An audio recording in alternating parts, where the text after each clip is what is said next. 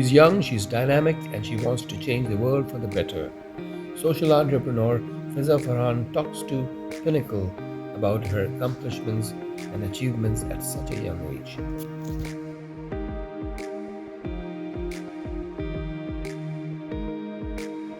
Ms. Fiza, welcome to our show. It is always very satisfying interviewing accomplished individuals, but we are particularly proud of the fact that you have accomplished so much at such a young age. But for our viewers, if you can let us, if you could take us through your professional career progression.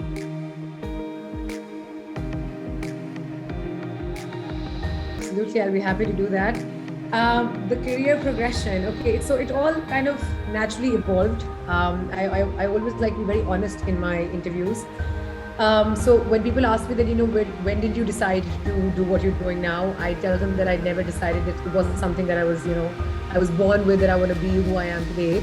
It all kind of naturally evolved. And I think that's kind of the best way forward for people like me who have, just this constant burning desire to do more and more in life, to just follow the natural progression. I did my bachelor's from LUMS, after which I went to Warwick Business School for my master's. After that, I came back and I wanted to just create something in the development space. All the development challenges this country is facing, I was never a development expert per se, but I wanted to work in the development space on key issues that I feel limit the progress of this country. So back in those days, we listed the key issues that the country was facing in terms of development, and energy and women empowerment came out to be two of the main core areas, which are, I think, still the biggest challenge: climate change and women's empowerment. And I decided to launch two companies in those two spaces with the Haji Karim Baksh family. And we launched Baksh Foundation and Baksh Energy, which were two social enterprises. Baksh Energy was Pakistan's first renewable energy company, working in the renewable energy sector, bringing solar technology to Pakistan, net metering, all of that, which is a reality now. And Baksh Foundation was the microfinance arm working on women's empowerment, women's economic livelihood in rural areas, and economic empowerment per se. I led both the companies for about 10 years, during which lots of the innovations we did got listed with international acclaims, and I happened to become the Forbes 30 under 30 social entrepreneur as well. After which, in January 2016, I was appointed by the UN Secretary General, Ban Ki-moon at that time, to become a member of his high-level panel on women's economic empowerment. So that was my first global, kind of sit down with global dignitaries, including World Bank's President Christine Lagarde, Guy Ryder, Managing Director ILO, Ban Ki-moon himself, President Costa Rica, Minister of Tolerance UAE.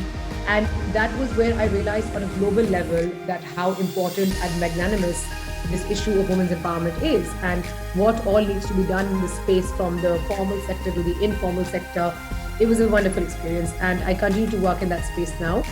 After that, I was appointed by the Chief Minister of Punjab, Shehbaz Sharif at that time, to become a chairperson to his task force on women's empowerment. So I was then looking at all the mainstreaming gender across all the initiatives and projects happening in the provincial government under my task force. And then I just decided that there's so much to do with diverse stakeholders in diverse sectors, with the governments, the private sector, the development agencies. And I felt that I can't limit myself in one hat or in one box.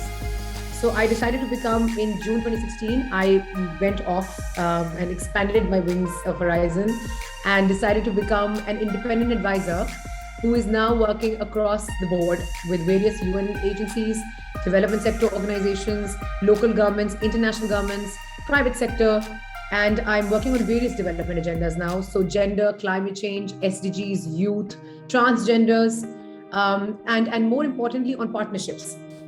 Because I feel that it is very important for different stakeholders to work together, and not one stakeholder, be the government, is responsible for all development exchange. So all the stakeholders, including the individuals, have to work together to create impact. So now I have my own development advisory firm, which is a partner with EY and with Dalberg. And we do lots of international projects as well as local projects in Pakistan. And I bring lots of international projects to Pakistan, which I feel are going to aid in the long-term progress of this country. So that's what I do.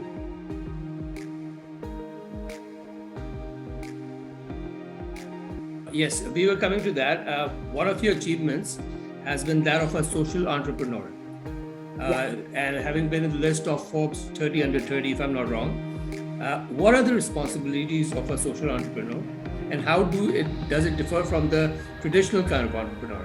And as a social entrepreneur, tell us something about your achievements in this area. Sure. So, social entrepreneurship, when I got into it, I didn't know I was becoming a social entrepreneur until I realized that I had become one. And now I go to universities talking to young students about not just entrepreneurship, but about social entrepreneurship, and exactly your question of how it differs from traditional or conventional entrepreneurship.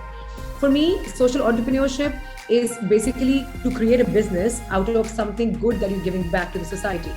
So you're not just selling a product or a commercial good, but you're selling a solution to a development challenge. You're selling a solution to a problem, and within that solution, there is a business nexus. So I don't only believe in the NGO charity model, which is obviously great. The civil society does fantastic work, but I feel in order to make it a sustainable, scalable model, it has to be a commercial entity. It has to be a commercial business economic case, yet with a lot of social impact. So whenever you come about with any solution that addresses a development challenge and you create a business model around it, which is profitable for all the stakeholders, which is a win-win for all the stakeholders, and everybody benefits from it on a triple bottom line impact, that for me is social entrepreneurship.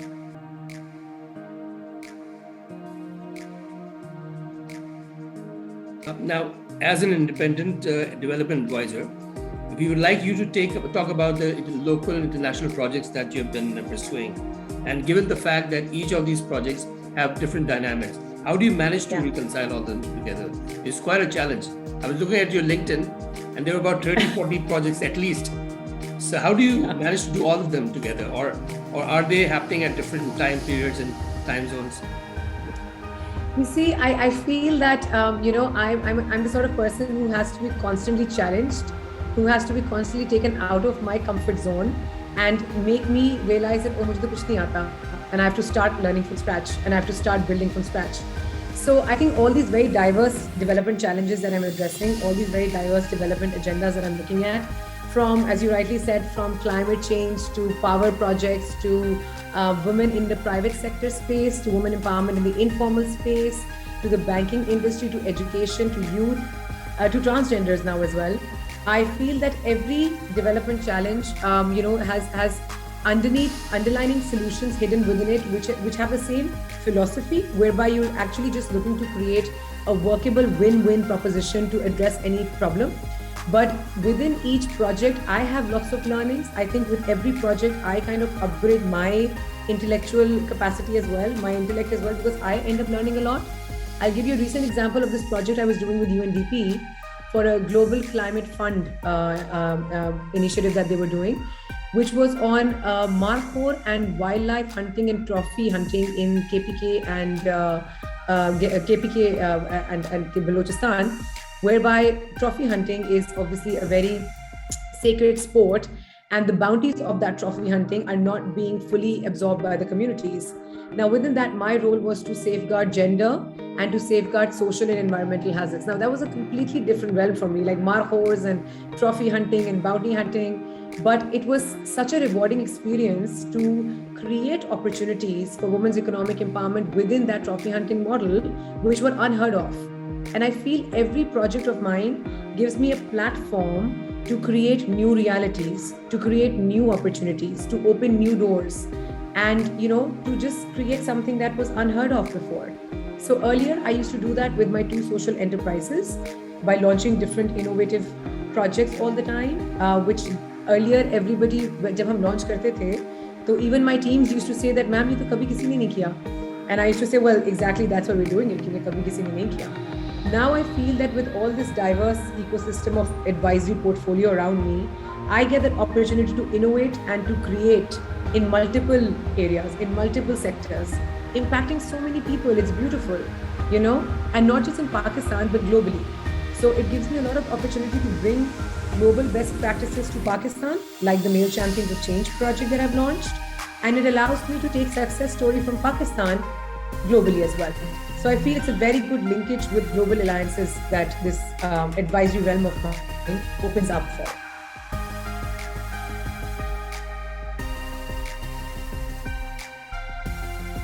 I want to talk to you about Male Champions of Change, but you have been looking after a lot of energy sector issues, I think. because I was going through your LinkedIn. Now, energy sector has suddenly become a major issue in Pakistan, the demand-supply gap of whether it's natural gas or whether it's oil and petroleum. So you have worked on many projects to make the clean energy solutions available, the renewable energies. Would you like to take us through some of the projects that you have done and how far you have been successful in creating awareness and then the practical solutions in bringing forward? Sure. Yeah. Absolutely. So back in the days when we launched Baksh Energy, the goal was to address the energy problem. And what I do is when I deep dive into a problem, I start realizing the multiple facets of that problem and how multidimensional and how complex each problem is. And there's no one solution that fits all. So at that point, we were a practitioner. I was a practitioner. So Baksh Energy was providing solar energy solutions. We started with commercial banks and we started creating solutions for them to convert their mission critical load, which is their ATMs and their critical load of branches, to solar.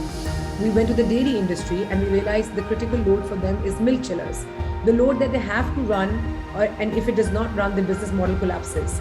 We went to commercial buildings, we went to residential buildings, we did the whole net metering concept, and slowly the green energy space evolved. Back then, we were the first company who was offering solar solutions in the country. The subsidiary I launched in the IPP sector to set up solar captive power plants was the first in the country ever. So the first tariff of Pakistan in solar was awarded to Baksh Solar, which was again our enterprise. And at that time again, it didn't seem feasible that solar mein kabhi kaam hoga on an IPP level, but we realized that if residential commercial projects karke, we will not be able to add the renewable energy mix to the overall country mix of power. And hence the IPP sector has to bring in renewable energies. And today if you see, solar industry and the wind power, they're all like it's a no-brainer to get a tariff from NEPRA and to set up an IPP. So the industry has largely evolved. Now, post 2016, when I shifted my attention from the practitioner realm to the advisor realm, I'm now working with multiple stakeholders. So I'm working with practitioners like Rion Energy, which is a Dawood Hercules group of companies, in helping them scale up their commercial projects, in helping them tackle issues with innovative approaches towards renewable energy like microgrids, mini grids. The world has gone too far as renewable energy is concerned. Scandinavian countries are exporting energy based on powered by renewable fuels. And Pakistan is blessed with natural resources, especially solar. And I think we're still not capitalizing on that capacity at all. Our total deficit is still 6,000, 7,000 megawatts. And if you actually absorb the solar potential the country has, we can generate 188,000 megawatts only by solar energy. So, this understanding has to be embedded in policy. This understanding has to be embedded with practitioners, with the civil society, with all the stakeholders. So now I'm working across the board. With practitioners like Rion Energy, I'm working on commercial projects, on rural energy access projects. With donors like USAID and the World Bank, I'm helping them build their large-scale donor interventions in the country. For example, transformation of discos. Because in Pakistan, again, generation is not the problem. The problem is transmission. And that is because of the lacking lethargic capacity of the discos and the transmission lines that we have. So USAID is doing this really big project right now, PSIA, to upgrade the capacities of the discos, to upgrade the infrastructure so that we can access that excess generation and put it into our systems. Each way there's a divide which needs to be fulfilled. Then I'm working with international donors like the Global Climate Fund and the Global Environment Facility to take innovative projects from Pakistan on renewable energy, on electric vehicles, etc., and take it into the global mix of funding. Then I'm working with PFAN, the Private Financial Advisory Network, and I recently helped them launch their office in Pakistan and set up a Pakistan office. They are investing in small to medium scale clean energy entrepreneurs and their clean tech businesses. So we recently helped them launch in Pakistan. I helped them set up the initial pipeline of projects of entrepreneurs that they could fund in the electric vehicle space, in the waste to energy space, in the clean cooking space. So there's just so much momentum and there's so much that needs to be done. And then I'm also working on mainstreaming gender across all these projects because women in the energy space are still near to none.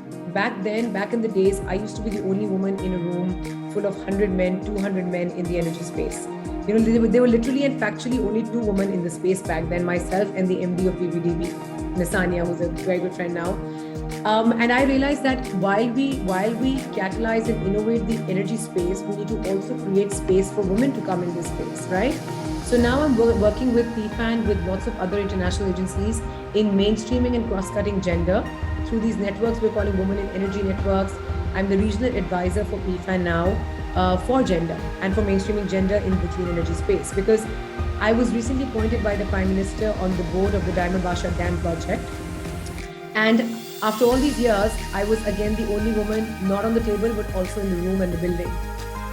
And I realized that the struggle is still so high, right? Even after all these years, we don't see equal and enough representation of women in the energy sector, be it in the teams or be it at the management or the board levels.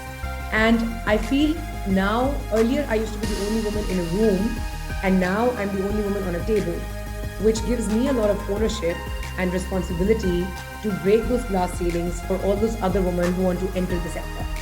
So I'm working across the space and also trying to create a nexus between gender and climate change.